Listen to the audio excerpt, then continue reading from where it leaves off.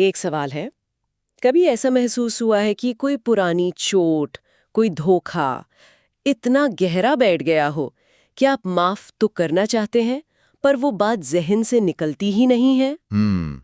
लोग बड़ी आसानी से कह देते हैं, अरे मूव ऑन करो, भूल जाओ, हाँ, ये सलाह देना बहुत आसान है। लेकिन करना उतना ही मुश्किल। हम्म। सच तो ये है कि कुछ जख्म हमारी यादों से ऐसे चिपक जाते हैं कि उन्हें निकालना नामुमकिन सा लगता है। और यही आज हमारी चर्चा का विषय है।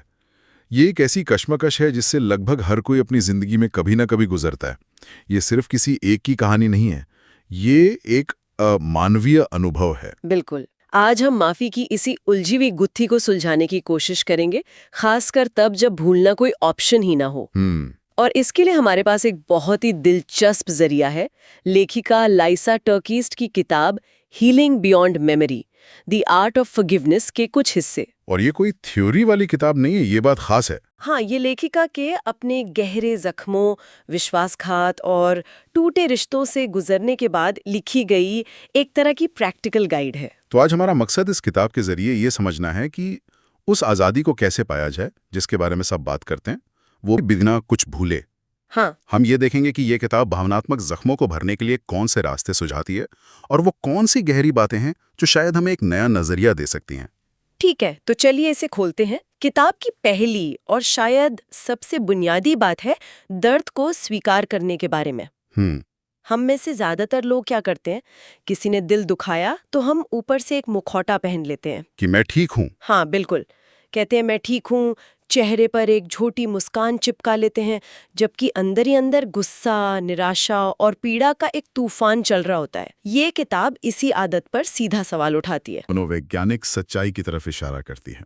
किताब साफ कहती है कि दर्द को दबाना या नजरअंदाज करना वो हीलिंग नहीं है, बल्कि उसे स्वीकार करना ही हीलिंग की तरफ पहला कदम है।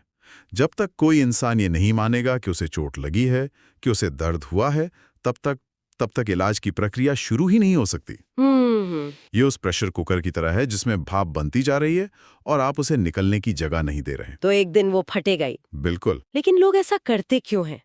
क्या ये कोई सामाजिक दबाव है कि हमें हमेशा मजबूत दिखना है, या कोई और डर है इसके पीछे? किताब के मुताबिक ये दोनों ही हैं।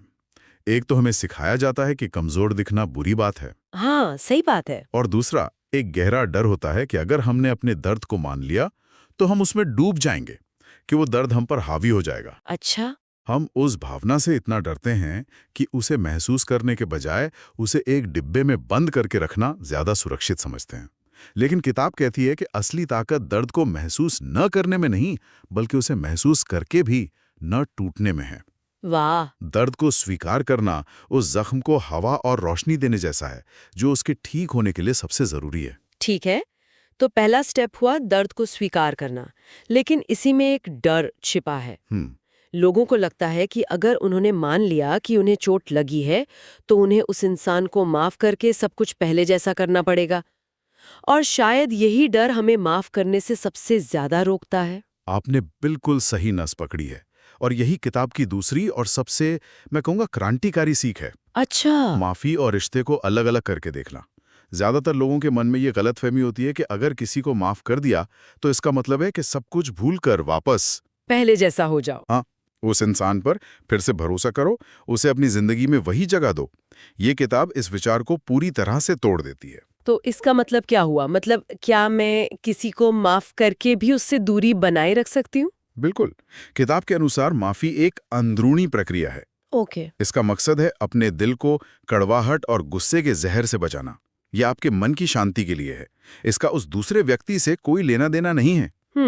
वहीं दूसरी तरफ किसी रिश्ते को फिर से जोड़ना या रिकंसिलिएशन, वो एक बाहरी प्रक्रिया है जिसमें दो लोग शामिल होते हैं, और ये तभी होना चाहिए जब भरोसा फिर से कायम हो सके, जो हमेशा मुमकिन नहीं होता। मतलब माफी मैं अकेले कर सकती हूँ, बिल्कुल, पर रिश्ते को जोड़ने के लिए दो लोग लगते हैं। एग्जैक्टली।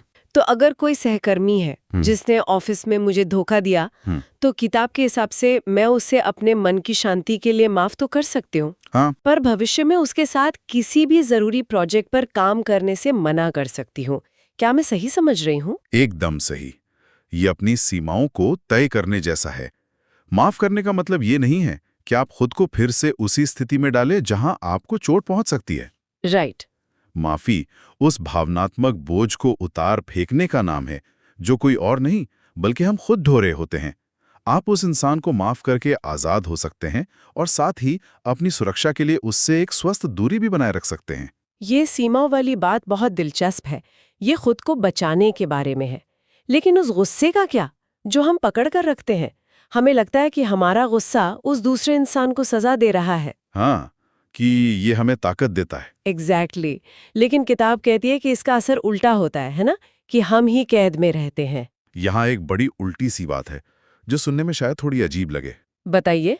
किताब के अनुसार माफ करना, ना माफ करना हमें उसी इंसान से एक अदृश्य डोर से बांध देता है जिससे हम अपनी जिंदगी से निकालना चाहते हैं। सोचिए, जिस इंसान ने दर्द दिया, हो सकता है वो अपनी जिंदगी में आगे बढ़ गया हो, शायद उसे याद भी ना हो कि उसने क्या किया था। सही बात है। वो अपनी जिंदगी जी रहा है, लेकिन जो व्यक्ति माफ नहीं कर पा रहा, वो हर दिन उसी याद, उसी घटना और उसी गुस्से में जीता है। एक मिनट, ये तो सोचने का पूरा तरीका ही बदल देता है। मतलब हम उस इंसान को अपने दिमाग में मुफ्त का किराया दिए हुए हैं। हाँ बिल्कुल। जिसे हम असल में बाहर निकालना चाहते हैं।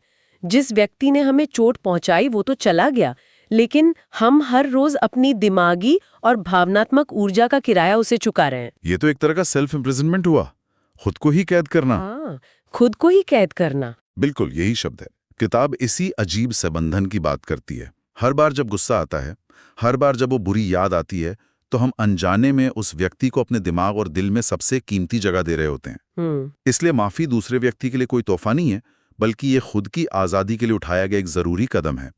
ये उस अदृश्य डोर को कैंची से काटने जैसा है, ताकि हम उस बोझ से मुक्त होकर अपनी जिंदगी में सच में आगे बढ़ सकें। ठीक है, तो मान लिया कि आपने वो अदृश्य डोर काट दी, आपने आजाद होने का फैसला कर लिया, लेकिन ये कोई जादू की छड़ी तो है नहीं कि घुमाई और सब ठीक हो गया। नहीं, बिल्कुल नहीं। अगले दिन आप उठते हैं और आपको फिर से वही गुस्सा महसूस होता है। हाँ। तब लोगों को लगता है कि वो फेल हो गए, कि उनसे हो ही नहीं पाएगा। इस उतार चढ़ाव के बारे में किताब क्या कहती है? और इस बात को समझना बहुत बहुत जरूरी है, क्योंकि इससे हमारी उम्मीदें यथार्थवादी बनती हैं। अच्छा। किताब की चौथी सीख यही है कि उपचार एक सीधी रेखा में नहीं होता। ये उतार चढ़ाव से भरा एक रास्ता है। माफ कर देने के बाद भी पुरानी यादें वापस आ सकती हैं, दर्द फिर से महसूस हो सकता है, और ये बिल्कुल सामान्य है। कई बार ऐसा लग सकता है कि हम वापस वहीं पहुंच गए जहां से शुरू किया था। तो फिर फायदा क्या हुआ? अगर दर्द वापस आ ही सकता तो इतनी मेहनत करने का क्या मतलब? माफ करने का लक्ष्य क्या है फिर? ये एक बहुत अच्छा सवाल है। किताब के मुताबिक लक्ष्य ये नहीं है कि आपको फिर कभी दर्द महसूस ही ना हो। ओके। लक्ष्य ये है कि जब दर्द वापस आए तो वो आप पर हावी ना हो पाए, आप टूटे नहीं। अच्छा। उपचार का मतलब दर्द की अनुपस्थिति नहीं, बल्कि दर्द के सामने टिके रहने की क्षमता का विकास है। वाह। किताब में इसे तूफान में सर्फिंग सीखने जैसा बताया गया है। लहरें यानी दर्द की यादें तो आएंगी ही, आप उन्हें रोक नहीं सकते। नहीं रोक सकते। लेकिन आप उन लहरों पर सवारी करना सीख सकते हैं, ताकि आप उनमें डूब ना जाएं। हर बार जब दर्द लौटता है और आप उसे संभाल लेते हैं, तो आप पहले से ज्यादा मजबूत हो जाते हैं। ये सर्फिंग वाली एनालॉजी बहुत पावरफुल है। इससे बहुत राहत मिलती है, क्योंकि अक्सर लोग खुद को ही दोष देने लगते हैं जब उन्हें माफ करने के बाद भी बुरा महसूस होता है। हाँ। तो ये एक लगातार चलने वाली प्रैक्टिस है, कोई एक दिन का इवेंट नहीं। बिल्कुल। अब आखिरी और शायद सबसे मुश्किल सवाल पे आते हैं। मान लीजिए ये सब समझ आ गया, लेकिन दिल मानने को तैयार ही नहीं है। वो माफ करने वाली फीलिंग अंदर से आ ही नहीं रही। तब क्या करें? क्या बस दिखावा करें? यहीं पर किताब अपनी सबसे गहरी और शक्तिशाली बात कहती है। 5वीं सीख ये है कि माफी एक भावना नहीं है। भावना नहीं है? नहीं, वो एक सचेत निर्णय है, एक फैसला। अच्छा। हो सकता है कि आपको माफ करने जैसा बिल्कुल महसूस ना हो सकता है कि आपकी भावनाएं अभी भी गुस्से और दर्द से भरी हों, लेकिन इसके बावजूद कोई भी व्यक्ति अपने मन की शांति के लिए, उस कड़वाहट के बोझ से आजाद होने के लिए माफ करने का फैसला कर सकता है। रुकिए, ये थोड़ा कंफ्यूजिंग है। मैं गुस्से में होते हुए भी माफ करने का फैसला ले सकती हूँ? ये काम कैसे करता है? ये तो अपनी भावनाओं के खिलाफ जाने जैसा हुआ। ये अपनी भावनाओं को नजरअंदाज करना नहीं है, बल्कि उनसे ऊपर उठकर एक चुनाव करना है। ये अपनी इच्छा शक्ति का इस्तेमाल करने जैसा है। ये खुद से कहने जैसा है कि हाँ, मुझे गुस्सा महसूस हो रहा है, मुझे दर्द हो रहा है और ये जायज़ है, लेकिन मैं इन भावनाओं को अपनी जिंदगी चलाने की इजाजत नहीं दूंगा। मैं आज ये फैसला करता हूं कि इस बोझ को और नहीं ढोऊंगा। किताब के अनुसार अक्सर ये निर्णय ही धीरे धीरे भावनाओं को बदलने की प्रक्रिया शुरू करता है। पहले फैसला आता है और फिर भावनाएं धीरे धीरे उसका अनुसरण करती हैं। अच्छा, ये उस बड़े जहाज की तरह है जिसे मोड़ने के लिए पहले एक छोटा सा स्टीयरिंग व्हील घुमाना पड़ता है। वो फैसला ही वो स्टीयरिंग व्हील है। वाह! तो अगर हम इस पूरी चर्चा का सार निकालें तो ये एक पूरी यात्रा की तरह है। हाँ, एक सफर। हम वहां से शुरू करते हैं जहां हम अतीत में अटके हुए हैं। पहला कदम है उस दरवाजे को खोलना, यानी दर्द को स्वीकार करना। फिर हम एक मुश्किल रास्ते पर चलते हैं जहां हम अपनी सीमाएं तय करते हैं और उस अदृश्य डोर को काटते हैं जो हमें बांधे रखती है। सही। हम ये भी समझते हैं कि इस रास्ते पर उतार चढ़ाव आएंगे और अंत में हमें आजादी की वो चाबी मिलती है जो कोई भावना नहीं बल्कि हमारा अपना लिया हुआ एक फैसला है। बिल्कुल। और शायद सबसे जरूरी बात जो ये किताब सिखाती है वो ये है कि कोई भी इंसान अपने अतीत से या अपने साथ हुए बुरे बर्ताव से कहीं ज्यादा बड़ा और मजबूत होता है। ये किताब हमें उस अंदरूनी ताकत को पहचानने में मदद करती है। तो इस चर्चा के अंत में श्रोताओं के लिए एक विचार छोड़ना चाहूंगी। किताब कहती है कि माफी एक निर्णय है, भावना नहीं।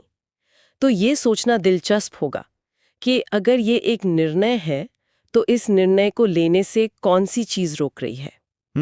ये गहरा सवाल है। क्या वो न्याय की अधूरी इच्छा है या फिर से चोट लगने का डर? शायद उस असली रुकावट को पहचानना ही उपचार की दिशा में अगला कदम हो सकता है।